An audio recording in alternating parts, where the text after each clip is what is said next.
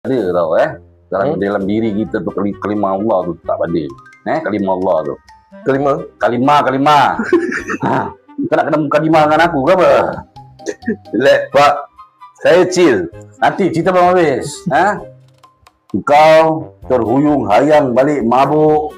Lepas tu kau pergi berbuang kawan kau bahasa agama.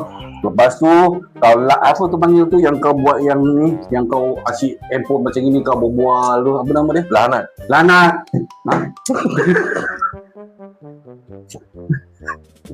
Live. Kau live. Tiap-tiap malam pukul 3 4 pagi mana kau dapat duit? Kau jual dada ke? Usaimi kau jual dada ke? Bapak nak tanya kau jual dada ke? Aku dah gerak dengan kau.